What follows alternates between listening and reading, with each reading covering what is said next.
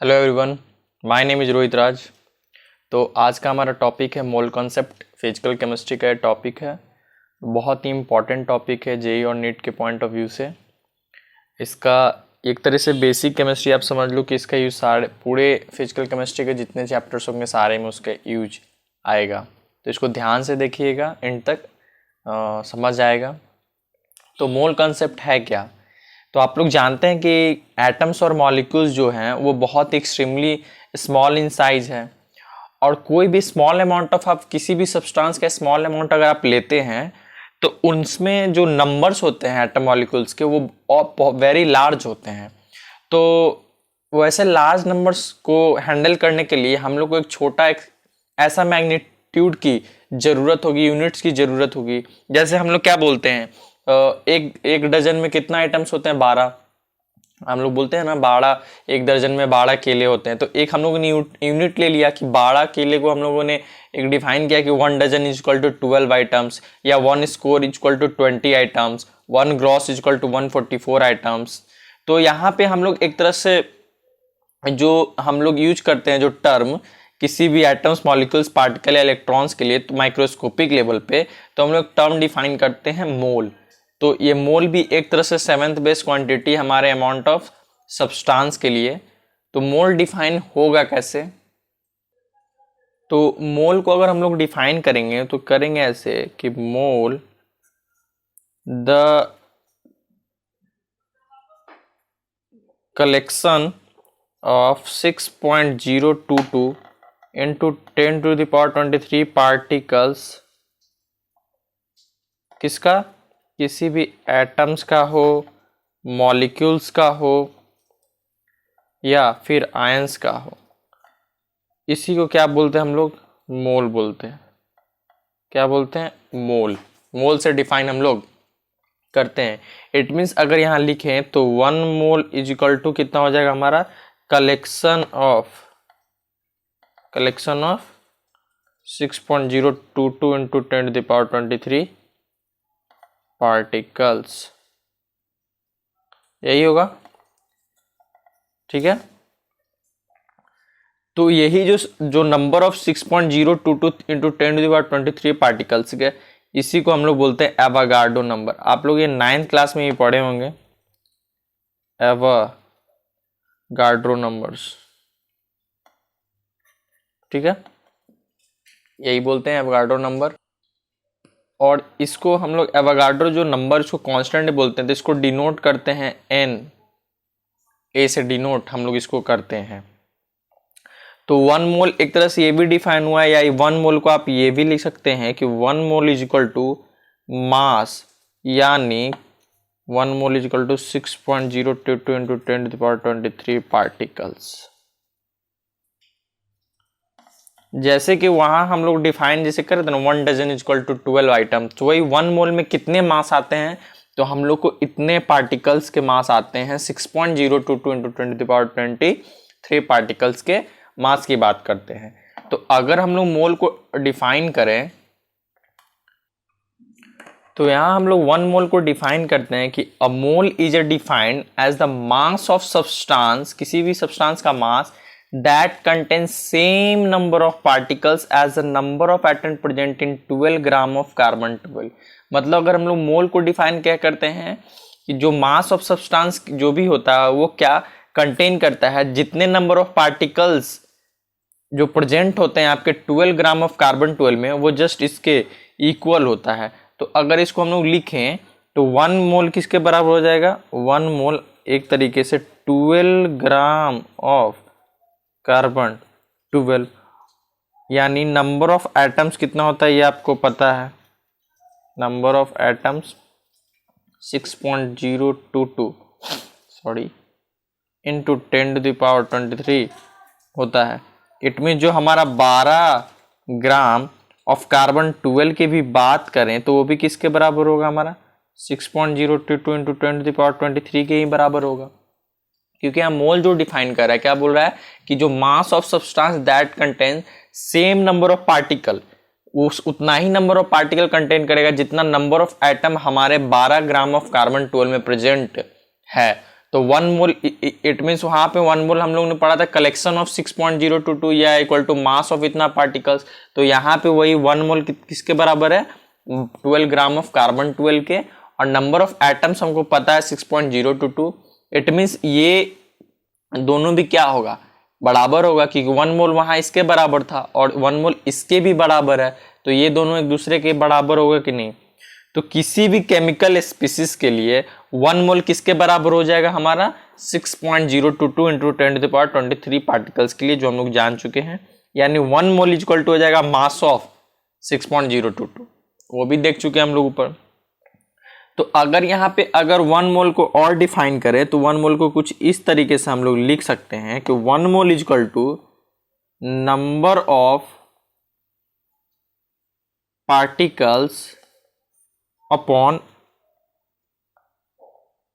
Avogadro number. लिख सकते हैं कि नहीं लिख सकते हैं, क्योंकि नंबर 1 मोल हमारा क्या था, number of particles upon Avogadro number, ठीक है। या फिर इसको आप ये भी लिख सकते हैं कि मास किस में, मास ग्राम में, ठीक है। मास हम लोग यहाँ ग्राम में लेंगे एलिमेंट्स के लिए, एक तरह से ग्राम एटॉमिक मास हो जाएगा, upon mass of 6.022 into 10⁻23 particle. ये भी किस में लेंगे हम लोग, ग्राम में लेंगे, ठीक है। तो यहाँ से आपको एक फॉर्मूला निकला, ठीक है। आगे देखते हैं। तो अगर किसी एलिमेंट की बात करें तो वहाँ पे हम लोग एक डिफाइन करते हैं एटॉमिक मास, जो रिलेटिव मास भी कहते हैं। तो एटॉमिक मास को अगर डिफाइन करना हो, एटॉमिक मास होता क्या है, किसी भी एलिमेंट का जो मास है उसको एटॉमिक मास बोला जा रहा है। तो यहाँ पे मास ऑफ क्या होगा, mass of 1 atom of element, ठीक है। एलिमेंट के किसी एक एटम के मास को upon 1/12 mass of an atom of carbon 12। Atomic mass को डिफाइन करते हैं mass of 1 atom of element upon 1/12 mass of an atom of carbon 12। तो हम लोग यहाँ पे किसी भी एलिमेंट को रेफरेंस ले सकते हैं। यहाँ पे जैसे 1/12 मास ऑफ कार्बन 12 लिए, आप 1/16 मास ऑफ ऑक्सीजन एटम ले सकते हैं, आप 1/14 मास ऑफ नाइट्रोजन एटम भी ले सकते हैं।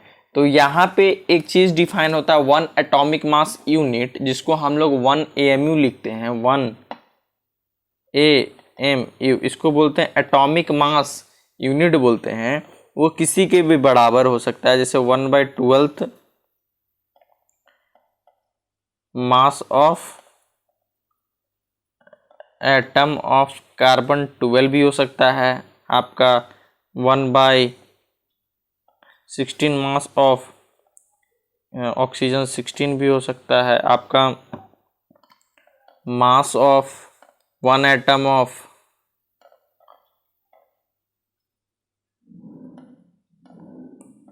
हाइड्रोजन भी हो सकता है, ठीक है।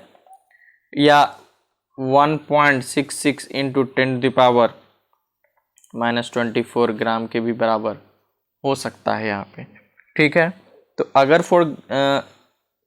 निकाल ले कि 1.66 इंटू 10⁻24 ग्राम कैसे होता है, तो यहाँ पे हम लोग देखेंगे कि अगर फॉर कार्बन 12 की बात करें हम लोग, फॉर कार्बन 12 की, तो हम लोग जानते हैं कि वेट ऑफ 6.022 इंटू 10⁻23 एटम्स है, उसका वेट कितना होगा, वो 12 ग्राम होगा कि नहीं, क्योंकि हम लोग पीछे पढ़े थे 1 मोल किसके बराबर होता है हमारा, 1 मोल एक तरह मास ऑफ 6.022 इंटू 10⁻23 एटम्स के। तो वहाँ पे जो एक सब्सटेंस जो इतना एटम्स कंटेन करता है वो 1 मोल के बराबर होता है। तो हमारा जो कार्बन का मास कितना होता है, 12 ग्राम होता है ना एटॉमिक वेट। तो 6.022 में एटम से उसका वेट इतना है। तो अगर हम लोग बस एक एटम की बात करें कि उसके एक एटम का वेट कितना होता है, तो वो क्या होगा, 12/6.022 इंटू 10⁻23 ग्राम।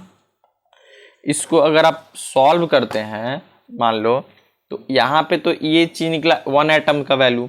तो 1 एटॉमिक मास यूनिट की अगर बात करें, 1 एटॉमिक मास यूनिट की बात करें, तो 1 एटॉमिक मास क्या होता है, 1/12 इंटू मास ऑफ, यही होता है ना, 1 atom of carbon 12, mass of atom of carbon 12, यही होता है। तो यहाँ 1/12 रखो, यहाँ भी अपॉन 12 अपॉन 6.022 इंटू 10⁻23 ग्राम होगा।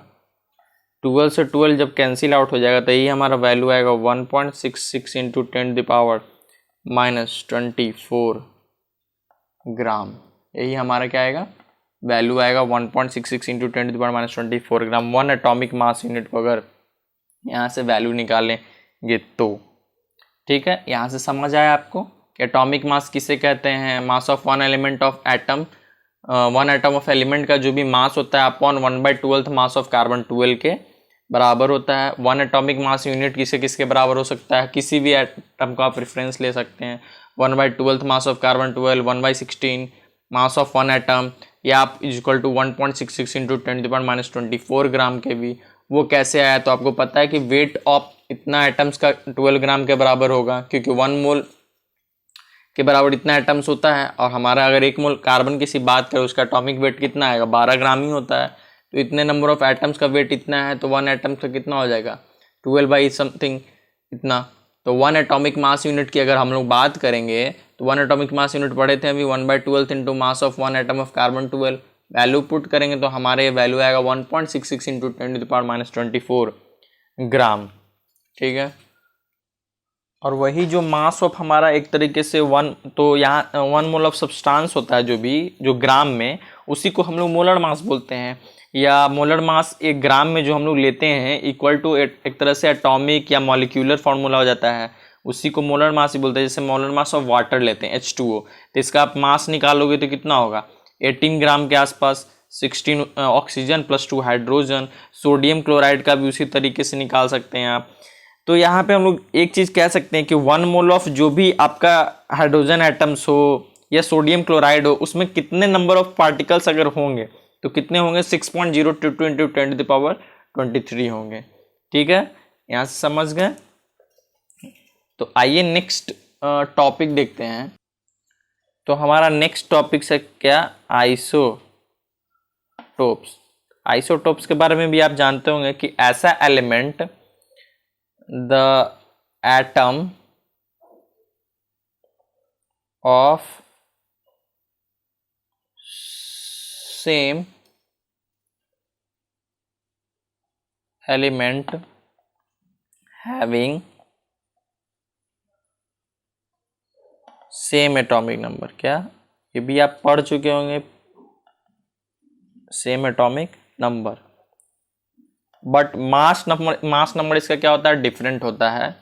तो इसको इतना जानते हैं कि हम लोग आइसोटोप्स क्या होता है कि जिस एलिमेंट का एटॉमिक नंबर सेम हो एटम्स का, उसी को बोलते हैं हम लोग आइसोटोप। जैसे एग्जांपल हम लोग ले सकते हैं, जैसे हाइड्रोजन होता है जिसका देखो एटॉमिक नंबर तो 1 है, इसका मास भी 1 है, फिर मास यहाँ 2 हो गया, एटॉमिक नंबर 1 है, तो यहाँ पे 1 है, मास नंबर 3 है लेकिन एटॉमिक नंबर 1 है।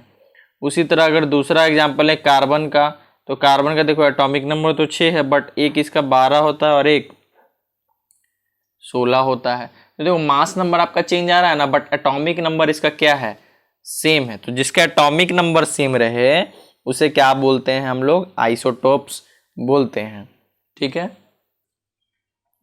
अब यहाँ पे एक नया टर्म पढ़ते हैं, average atomic mass. Average atomic mass, तो एवरेज एटॉमिक मास कैसे निकालेंगे summation percentage abundance into atomic mass upon 100, ठीक है, ये उसका फॉर्मूला होता है। अब कैसे इसको यूज करते हैं कि मान लीजिए अगर एग्जांपल लें, तो मान लो कि कोई एलिमेंट, फॉर एलिमेंट हम लोग एक्स की बात करते हैं, ठीक है, एलिमेंट हम लोग एक्स की यहाँ पे बात करेंगे। तो मान लो कि उसका आइसोटोप्स जो है एलिमेंट का, आइसोटोप्स क्या पढ़ते हैं, जिसका एटॉमिक नंबर सेम हो। तो मान लो एक्स है, एक और एक्स है, ठीक है, दोनों एलिमेंट सेम है, इसका भी एटॉमिक नंबर जेड, इसका भी जेड, बट इसका मान लो कि मास A1 है, इसका मास मान लो A2 है, ठीक है। तो इसके बाद क्या करेंगे कि परसेंटेज की अगर बात करें तो मान लो कि इसका जो परसेंटेज होगा, इसका परसेंटेज हम लोग मान लेते हैं y%, कितना मान लेते हैं y%। तो इसका कितना परसेंट होगा, इसका होगा 100 माइनस y%, होगा कि नहीं। तो अगर वही हम लोग यहाँ से एवरेज एटॉमिक मास निकालें, एवरेज एटॉमिक मास, तो क्या फॉर्मूला लगाना था, परसेंटेज अबंडेंस इनटू एटॉमिक मास। देखो यहाँ पे परसेंटेज इसका कितना y%, तो y% यूज किए, इनटू एटॉमिक मास कितना है A1, प्लस यहाँ पे इसका परसेंटेज अबंडेंस कितना है 100 माइनस y%, इनटू एटॉमिक मास कितना है A2 अपॉन 100। तो ऐसे ही जितना सारा एलिमेंट आएगा उसको ऐड करके हम लोग उसका एवरेज एटॉमिक मास निकाल सकते हैं। जैसे कि अगर एग्जांपल अगर लें सिंपल सा, कि अगर आप फॉर क्लोरीन की बात करें, फॉर क्लोरीन, ठीक है, तो क्लोरीन की बात करें तो क्लोरीन के बारे में जानते हैं कि उसका आइसोटोप्स क्या क्या होता है, क्लोरीन है, ठीक है। तो क्लोरीन का एटॉमिक नंबर कितना होता है 17 दोनों का एटॉमिक नंबर, बस एक इसका मास 35 पाया जाता है और एक मास 37। तो देखो यहाँ पे दो आइसोटोप्स है जिसका मास डिफरेंट है। तो मान लो कि इसका परसेंटेज जो होगा, इसका परसेंटेज हम लोग 75% है, कितना 75% है, और इसका जो परसेंटेज पाया जा रहा है वो आपका 25% है, ठीक है। तो अगर इसका एवरेज एटॉमिक मास निकालें, एवरेज एटॉमिक मास निकालें तो कैसे निकलेगा, मान लो ए था 75% into atomic mass 35, 25 into 37 upon 100, यहाँ से कॉमन ले लो तुम 25, तो क्या होगा 35 गुना 3 अब प्लस 37 अपॉन 100, यहाँ से ये कट गया 4 बार में, तो आपका आता है 35 या 105 प्लस 37 कितना हो जाएगा 142 हो जाएगा। तो 142 अपॉन 4 करोगे तो ऑलमोस्ट आ जाएगा 35.5। यही हमारा एटॉमिक मास यूनिट होता है कि नहीं, क्लोरीन का हमारा एटॉमिक मास तो यही होता है 30.5। तो यही हमारा एवरेज एटॉमिक मास लेते हैं जब दो एलिमेंट जिसका एटॉमिक नंबर सेम है बट मास नंबर डिफरेंट है, तो उसका हम लोग एवरेज एटॉमिक मास निकालते हैं, जिसका वैल्यू हम लोग देखो यहाँ फाइंड आउट कर लिए। ऐसे आप बहुत सारे जिसका भी निकालना हो आप इजीली निकाल सकते हैं, जितने भी नंबर, जैसे आयरन का है, आयरन का 3 आइसोटोप्स होता है, उसका भी निकाल सकते हैं, ठीक है। तो आगे देखते हैं। तो आइए अब हम लोग पढ़ते हैं ग्राम एटॉमिक मास के बारे में। ग्राम एटॉमिक मास, इसको ग्राम एटम्स भी बोलते हैं। तो इसको कैसे डिफाइन करते हैं कि कोई भी एटॉमिक मास, किसी भी एलिमेंट को हम लोग किससे एक्सप्रेस करते थे, ग्राम से। जो एक ग्राम से एक्सप्रेस करते हैं ना उसी को ग्राम एटॉमिक मास करते हैं। कि किसी भी एलिमेंट के एटॉमिक मास को अगर हम लोग ग्राम से एक्सप्रेस कर रहे हैं उसी को ग्राम एटॉमिक मास बोलते हैं। इट मीन्स अगर यहाँ बोले तो 1 मोल इक्वल टू हमारा किसके बराबर हो जाएगा, ग्राम एटॉमिक मास के बराबर हो जाएगा, ठीक है, ग्राम एटॉमिक मास के बराबर हो जाएगा। इट मीन्स हम ये भी कर सकते हैं कि ग्राम एटॉमिक मास क्या है, एक तरह से मास ऑफ 1 मोल है, यानी 1 मोल का जो मास होता है वही हमारा ग्राम एटॉमिक मास कहलाता है। तो ये चीज याद रखना, 1 मोल इक्वल टू क्या होता है, ग्राम एटॉमिक मास। या आप ये बोल सकते हो कि जो भी 1 मोल का जो मास होता है वही ग्राम एटॉमिक मास कहलाता है। और मास ऑफ 1 मोल, एक तरीके से 1 मोल जो है वो क्या है, 1 मोल होता है 6.022 इंटू 10⁻23 एटम्स होता है किसी भी एलिमेंट का, यही होता है ना, एटम्स ऑफ एलिमेंट होता है, ये होता है। और यही जो पोर्शन है ये 6.022 ये क्या होता है, मास ऑफ 1 मोल होता है, यही पढ़ते हैं ना, 1 मोल के बराबर क्या होता है 6.022, यानी 1 मोल का जो मास होता है वो 6.022 इंटू 10⁻23 एटम्स के बराबर कहलाता है, ठीक है। तो इसको हम लोग ये भी कह सकते हैं कि 1 gram atom of an element, यानी 1 gram of atom of an element भी डिफाइन कर सकते हैं। तो आइए अगर एलिमेंट्स के लिए डिफाइन करें कि फॉर एलिमेंट, अगर एलिमेंट की बात करें तो जो भी हमारा वेट ऑफ 6.022 इंटू 10⁻23 एटम्स की बात होगी, ठीक है, इतने की बात होगी, वो ही किसके बराबर कहलाएगा, ग्राम एटॉमिक मास। इसको हम शॉर्ट में लिख दिए ग्राम एटॉमिक मास, जो किसके बराबर होता है, 1 मोल ऑफ एलिमेंट के भी बराबर होता है, और 1 ग्राम एटम ऑफ एलिमेंट भी इसको बोल सकते हैं। ठीक है, समझ में आया। मतलब जो हमारा ग्राम एटॉमिक मास क्या डिफाइन हो रहा है कि ग्राम एटॉमिक मास क्या कहता है, एक तरीके से मास ऑफ 1 मोल, और मास ऑफ 1 मोल किसके बराबर होता है, 6.022 इंटू 10⁻23 एटम्स के बराबर होता है। इट मीन जो हमारा वेट ऑफ, मतलब देखो ग्राम एटॉमिक मास 1 मोल के बराबर, 1 मोल ऑफ मास इसके बराबर, इट मीन्स हमारा जो ये इसका वेट होगा 6.022 वो भी ग्राम एटॉमिक मास हमारा कहलाएगा। ठीक है, क्योंकि ये 1 मोल के बराबर है और ये भी 1 मोल के बराबर था, तो दोनों एक दूसरे के बराबर है। या उसको 1 मोल ऑफ एलिमेंट देखो यहाँ लिख दिए, या 1 gram of atoms of element से भी डिफाइन हम लोग कर सकते हैं। ठीक है, तो आइए जैसे आगे कार्बन के बारे में बात करेंगे अगर, कि कार्बन, तो कार्बन का एटॉमिक वेट कितना होता है, 12, उसका ग्राम एटॉमिक वेट भी कितना होगा, 12 ग्राम। 1 मोल ऑफ कार्बन एटम को भी क्या बोलेंगे, 12 ग्राम। 1 ग्राम एटम ऑफ कार्बन, अगर 1 ग्राम एटम ऑफ कार्बन की बात करें वो भी क्या होगा, जैसे ये है, ग्राम एटॉमिक मास भी उसका 12 ग्राम। 1 मोल ऑफ एलिमेंट मतलब 1 मोल ऑफ कार्बन एटम, उसका भी 12 ग्राम। 1 ग्राम एटम्स ऑफ कार्बन की बात करें वो भी 12 ग्राम। और वेट ऑफ 6.022 इंटू 10⁻23 एटम अगर बात करें कार्बन की, वो भी 12 ग्राम के बराबर होगा। तो फॉर एलिमेंट के लिए यहाँ से फॉर्मूला आया आपका कि मोल बोलो या ग्राम एटम बोलो, पीछे भी लिखवाए थे, वो क्या होगा, number of atoms upon 6.022 into 10⁻23। मतलब देखो 1 मोल में तो आपको पता, अगर 1 मोल होगा तो 1 मोल में तो आपको पता चल जाए कि नंबर ऑफ एटम्स इतना होता है। लेकिन 2 मोल 3 मोल 4 मोल की अगर बात कर दे तो क्या करेंगे, सीधे नंबर ऑफ एटम्स जो निकालना होगा 2 मोल के लिए, तो 2 को 6.0 एवोगैड्रो नंबर से मल्टीप्लाई कर देंगे, निकल जाएगा। फिर हमारा मोल, एक और फॉर्मूला होता है वेट, क्या, वेट, अगर मोल निकालना हो तो weight in gram upon gram atomic weight. Gram atomic weight अभी बताएं क्या होता है, ग्राम एटॉमिक जो उसका 1 मोल का जो वेट होता है, इट मीन्स अगर कार्बन की बात करें तो 12 ग्राम, हाइड्रोजन की बात करें H2 की तो 2, ऑक्सीजन की बात करें तो 16, तो ग्राम एटॉमिक वेट। या फिर आप ये भी लिख सकते हो कि वेट ऑफ, अगर wait of 1 atom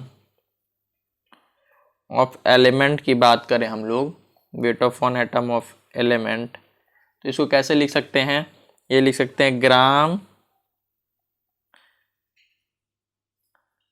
atomic weight, gram atomic weight upon 6.022 into 10⁻23। ठीक है, तो इसको यहाँ पे समझ गए। एक चीज और आप लिख सकते हैं कि जो ग्राम एटॉमिक वेट अपॉन 6.022 इंटू 10⁻23 है, तो 1 अपॉन 6.022 आपको वैल्यू निकाल के हम दिखाए थे, कितना हुआ था, 1.66 into 10⁻24 into gram atomic wait. ठीक है, ये आपका यहाँ से एक फॉर्मूला निकला। मतलब देख लो, इस सारे फॉर्मूलाज का यूज आप करके इजिली वैल्यू फाइंड आउट कर सकते हो। या नंबर ऑफ एटम्स, तो यहाँ तो दिख ही गया कि नंबर ऑफ एटम्स निकालना हो तो मोल इंटू 6.022 इंटू 10⁻23 पार्टिकल से हम लोग वैल्यू फाइंड आउट कर लेंगे। ठीक है, तो आप समझ गए यहाँ से। चलो मान लो अगर एक क्वेश्चन ही आपसे अगर पूछ देता कि find the wait of 1 atom of potassium के, अगर बोलेगा कि 1 एटम ऑफ पोटासियम का वेट निकालो, 1 atom of potassium, one atom of potassium, जिसको हम लोग के से डिनोट करते हैं, बोलेगा आप इसका वेट निकाल के दिखाओ। तो आपको पता है कैसे निकालेंगे, आपको पता है कि अगर 1 मोल में कितना होता है, ग्राम एटॉमिक मास के बराबर होता है, और 1 मोल हमारा मास ऑफ, अगर एटम की बात करो कितने पार्टिकल्स के बराबर होता है, वेट ऑफ 6.022 इंटू 10⁻23 पार्टिकल्स, अभी आपको पीछे बताए थे। तो अगर 1 मोल की बात करें तो वेट ऑफ जो हमारा 6.023 इंटू 10⁻23, अगर एलिमेंट्स की बात करें तो हम लोग पोटेशियम का जानते हैं एटॉमिक मास के बराबर होता है, वो कितना होता है, ऑलमोस्ट 39 ग्राम के बराबर होता है। तो अगर वही 1 एटम का अगर हम लोग वेट निकालें, 1 एटम का वेट निकालें तो कितना आएगा, 39/6.022 इंटू 10⁻23, या इसको ये भी लिख सकते हैं 39 इंटू 1.66 इंटू 10⁻⁻24 ग्राम, यही आपका क्या हो जाएगा आंसर। तो यहाँ से निकालना बहुत ही आसान है। आपको बोल दो कैलकुलेट नंबर ऑफ एटम, बोल दे कि 2.7 kg का, तो वहाँ से पहले मोल निकाल लेंगे। क्या करेंगे, आप मोल निकाल सकते हैं, या फिर आप ये भी कर सकते हैं कि आपको पता है कि एल्युमिनियम का एटॉमिक वेट कितना होता है, एटॉमिक वेट होता है आपका 27, तो कहेंगे कि जो हमारा 27 ग्राम है, इट मीन्स 1 मोल वो कितने के बराबर होगा, नंबर ऑफ एटम 6.022 के बराबर ही उसका उतना वेट होगा। तो 2.7 kg की बात कर रही है, 2700, तो वहाँ से वैल्यू निकाल लेंगे 6.022, यूनिटरी मेथड लगा के आपका आंसर निकल आएगा। ये आप तो पहले भी करते हो 9th क्लास में, ये सब बेसिक्स हैं, ठीक है। तो और एक क्वेश्चन से क्लियर कर लेते हैं कॉन्सेप्ट। यहाँ पे बोल रहा है wait of 1 atom of an element, एक एटम का यहाँ पे वेट दे दिया आपको, तो बोल रहा है calculate mole and number of atoms in 40 kg of it, मतलब उस एलिमेंट की बात कर रहा है। तो देखो कैसे निकालेंगे, बहुत इजी तरीके से, कि आपको 1 एटम्स का वेट दे दिया है, कितना, 1 एटम जो है आपका एक तरीके से वेट दे दिया है 6.64 इंटू 10⁻⁻23 ग्राम, ठीक है। तो हमको एलिमेंट के बारे में तो पता नहीं है, तो उसके लिए पहले तो ग्राम एटॉमिक वेट, उसका एटॉमिक मास कितना होता है एक्चुअल वो निकालेंगे। तो 1 एटम का इतना दिया, तो 1 मोल में हमको इतना पता है कि कितना होता है 6.022 इंटू 10⁻23 एटम्स होता है। तो वो कितना हो जाएगा, सीधा हम लोग मल्टीप्लाई कर देंगे 6.64 इंटू 10⁻⁻23 इंटू 6.022 इंटू 10⁻23। तो ये तो ऐसे भी कैंसिल आउट हो गया। तो आपका यहाँ से जो वैल्यूज दोनों को मल्टीप्लाई करके आएगा अप्रॉक्स 40 ग्राम आएगा। इट मीन्स ये 1 मोल के बराबर होता है, हमको ये पता है। तो 1 मोल का हमको एक तरह से ग्राम एटॉमिक मास जो होता है, ग्राम एटॉमिक वेट, वो कितने के बराबर हमारा निकल गया, 40 ग्राम के बराबर। यानी ग्राम एटॉमिक वेट एक तरीके से हमारा कितना निकला, 40 ग्राम निकल गया। या आप ये भी कर सकते हो, फॉर्मूला डायरेक्ट याद नहीं होगा, weight of 1 atom is equal to gram atomic weight upon 6.022 into 10⁻23 particles. आप वहाँ से वो डायरेक्ट पुट करोगे तो 40 ग्राम निकल जाएगा। अब ग्राम एटॉमिक वेट आपको जब पता चल गया तो 1 मोल इज इक्वल टू क्या होता है, आपको पता है कि वेट अपॉन, वेट भी ग्राम में और यहाँ पे ग्राम एटॉमिक एक तरह से वेट वो भी ग्राम में। तो वेट आपका कितना दिया हुआ है, 40 kg दिया हुआ है, और यहाँ पे 40 ग्राम दिया हुआ। तो kg को क्या कर लो, ग्राम में कन्वर्ट करने के लिए आप इसमें 1000 से मल्टीप्लाई करोगे, क्योंकि हमको ग्राम में निकालना है। तो अपॉन 40 हो गया, तो 40 से 40 कैंसिल आउट, 1 मोल में हमारा कितना निकल गया, 1000 ग्राम, मतलब 1000 ग्राम नहीं बोलेंगे, 1 मोल तो 1000 वैल्यू निकला यहाँ पे। तो अब 1 मोल पता है। अब नंबर ऑफ एटम्स का हम आपको फॉर्मूला बताए थे कि मोल इज इक्वल टू होता है number of atoms upon Avogadro number. तो अगर नंबर ऑफ एटम्स की बात करें, नंबर ऑफ एटम्स की बात करें तो किसके बराबर हो जाएगा, आपका नंबर ऑफ एटम्स हो जाएगा मोल इंटू एन, यानी 6.022। तो मोल कितना आपका निकला 10⁻3, और ये कितना है 6.022 इंटू 10⁻23 एटम्स के बराबर होगा। यही होगा आपका। अब इसको मल्टीप्लाई कर लो तो कितना हो जाएगा 6.023 इंटू 10⁻26 एटम्स। यही आपका वैल्यू निकल गया। देखो कितना आसानी से निकल गया, एक एक प्रोसेस बाय प्रोसेस करते जाओ, आपका वैल्यू यहाँ से निकल जाएगा। तो जिस तरीके से ग्राम एटॉमिक मास था, ग्राम एटॉमिक वेट था, उसी तरीके से सेम मॉलिक्यूलर वेट भी डिफाइन होता है। मॉलिक्यूलर वेट बस क्या होता है कि इसमें सारे एटम्स का सम करते हैं। जैसे CH4 हो गया तो उसका मॉलिक्यूलर वेट आप निकालना जानते ही हो। CH4 का कैसे निकालेंगे कि कार्बन का 12 और हाइड्रोजन का 4, 16 यूनिट। तो ऐसे ही मॉलिक्यूलर वेट H2SO4। तो आप यही यहाँ पे क्या होता है कि sum of atomic weight of all atom, जितने एटम है कार्बन के हाइड्रोजन के सारे का सम करके जोड़ देते हो। उसी तरह ग्राम मॉलिक्यूलर वेट भी डिफाइन होता है, ग्राम में से ही एक्सप्रेस होता है। ग्राम मॉलिक्यूलर वेट भी कंपाउंड का क्या होता है 1 मोल ऑफ इतना मॉलिक्यूलर के बराबर होता है। और उसी या फिर उसको ये भी बोल सकते हैं कि जो 1 ग्राम मॉलिक्यूल्स ऑफ कंपाउंड होता है ना, वही हमारा ग्राम मॉलिक्यूलर वेट कहलाता है। तो सेम एज वहीं के जैसा वेट ऑफ इतना particles is equal to gram molecular weight. जहाँ जहाँ एटॉमिक वेट था वहाँ आपका मॉलिक्यूलर वेट यूज होगा। ठीक है, वही 1 मोल इक्वल टू वहाँ नंबर ऑफ एटम्स की बात करते थे, यहाँ नंबर ऑफ मॉलिक्यूल्स की बात करेंगे। वेट ऑफ वहाँ 1 एटम्स की बात करते थे, यहाँ मॉलिक्यूल्स की बात करेंगे। तो ये आपका मॉलिक्यूल भी यहाँ से एक तरह से आपको क्लियर हो गया होगा। तो अगले टॉपिक में हम लोग परसेंटेज के बारे में, कंपोजिशंस के बारे में पढ़ाई करेंगे। Thank you.